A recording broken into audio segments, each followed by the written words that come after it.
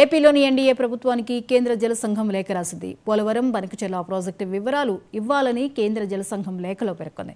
గోదావరి వరద జలాలకు సంబంధించి డేటా కోరింది. రాష్ట్రంలో ప్రతిపాదిక ప్రాజెక్టుల వివరాలపై నివేదిక ఇవ్వాలని లేఖలో పేర్కొన్నట్లు సమాచారం. కాగా ఇటీవలే బనకచెర్ల ప్రాజెక్టు విషయంలో కేంద్ర ప్రభుత్వం కీలక నిర్ణయం తీసుకుంది. బనకచెర్ల ప్రాజెక్టుకు పర్యావరణ అనుమతులు ఇచ్చేందుకు నిరాకరించింది.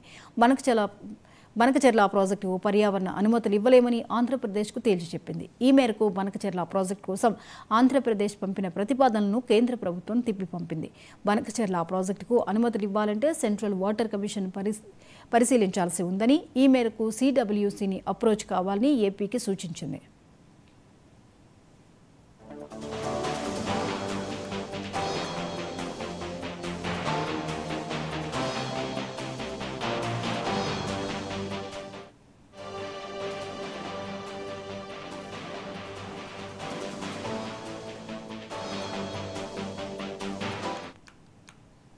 ఈ అంశంపై మరిన్ని అప్డేట్స్ని ఇన్పుట్ ఎడిటర్ నవీన్ అందిస్తారు. నవీన్, బనకచెర్ల ప్రాజెక్టు విషయంలో దీన్ని సెంట్రల్ వాటర్ కమిషనే పరిశీలించాలి అని చెప్పేసి కేంద్రం అంటోంది. వివరాలేంటి?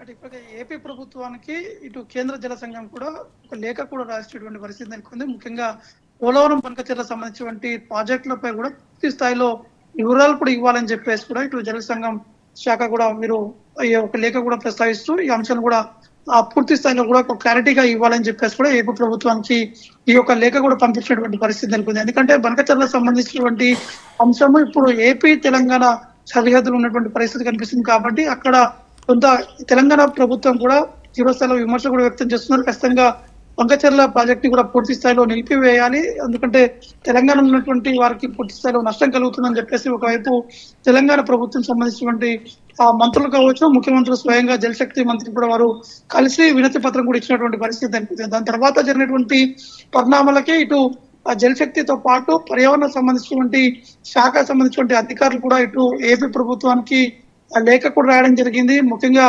పర్యావరణం సంబంధించినటువంటి అనుమతులు సంబంధించిన విషయాలపై కూడా ఒక క్లారిటీ ఇస్తూ పూర్తి స్థాయిలో కూడా ఏదైతే బనకచెర్ల ప్రాజెక్టుకు పర్యావరణం సంబంధించినటువంటి అనుమతులు ఇచ్చేందుకు నిరాకరిస్తున్నట్టు కూడా ఇటు కేంద్ర ప్రభుత్వం కూడా ఒక స్పష్టంగా కూడా ఒక క్లారిటీ కూడా ఇవ్వడం జరిగింది. కానీ ఈ రోజు జలశక్తి కేంద్ర జల సంఘం సంబంధించినటువంటి అంశాలకు వస్తే వీరు మరొక లేఖ కూడా రాయడం జరిగింది. దీనికి సంబంధించినటువంటి క్లారిటీ కావచ్చు, దీనికి సంబంధించినటువంటి పూర్తి డీటెయిల్స్ కూడా ఇవ్వాలని చెప్పేసి కూడా ఏపీ ప్రభుత్వాన్ని కోరడం జరిగింది. ఎందుకంటే పోలవరం బనకచెర్లకు సంబంధించినటువంటి ఆ ప్రాజెక్టుకు సంబంధించినటువంటి వివరాలు గతంలో కూడా పంపడం జరిగింది. కానీ ఇప్పుడు రెండు రాష్ట్రాలకు సంబంధించినటువంటి వివాదం కూడా నెలకొంది. కాబట్టి దీనికి సంబంధించినటువంటి పూర్తి స్థాయిలో ఒక డేటాను కూడా పంపించాలని చెప్పేసి కూడా జల సంఘం కూడా కోరినట్టు కూడా తెలుస్తుంది. కాబట్టి గోదావరి వరద జలాలకు సంబంధించినటువంటి ఈ డేటాని పూర్తి స్థాయిలో ప్రతి ఒక్క అంశాన్ని ప్రస్తావిస్తూ కేంద్రానికి కూడా పంపాలని చెప్పేసి కూడా వారు కూడా ఆ లేఖలో స్పష్టంగా కూడా చేస్తున్నట్టు కూడా తెలుస్తుంది. కాబట్టి ఇప్పుడు చూడాల్సి ఉంటుంది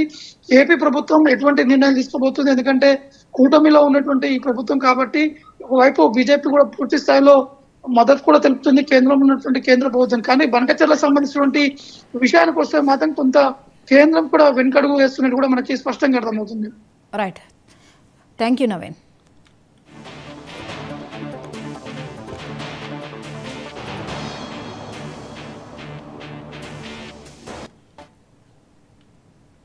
కాంగ్రెస్